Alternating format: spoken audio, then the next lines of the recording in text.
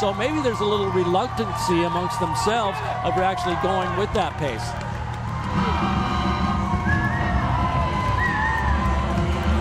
And let's go back to Charlie Wojciechowski in Lakeview. Charlie.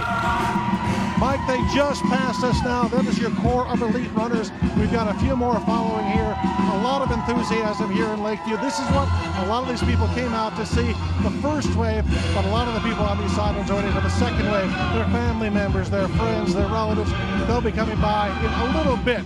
So right now, the encouragement going on, the music's going on. That is the scene here in Lakeview. Back to you, Mike. All right, thanks, Charlie. They're playing Bear Down Chicago Bears there in Lakeview, but the Bears are in Jacksonville because the Bank of America Chicago Marathon is here.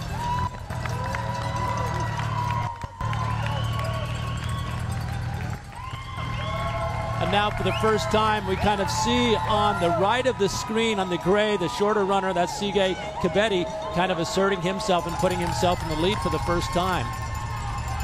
All right, let's go to Tony Revis in the men's lead vehicle. Tony, what's going on so far?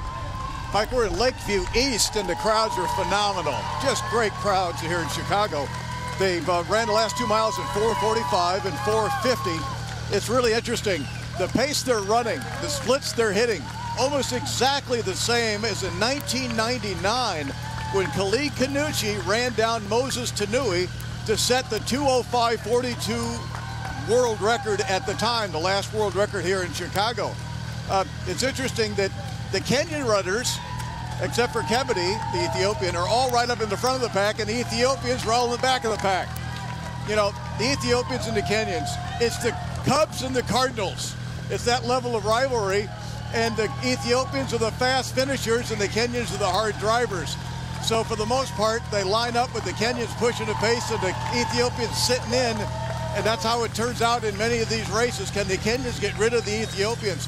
Let me make one point for why the women's race might be slow. Last night after dinner, I saw Workness Kadani go to one of the attendants, and she walked away with a bag of ice.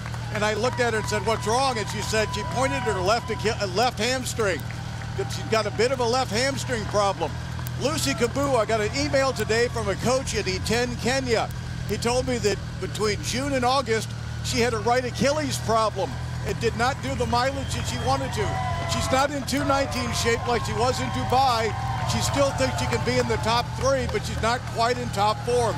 That could be one of the reasons the women are not running as fast as they are, because the top guns are not in top form. All right, thank you very much, Tony. Speaking of top guns and top guns as far as women are concerned, we're going to be joined momentarily by the great Paula Radcliffe. So stick around as the 2012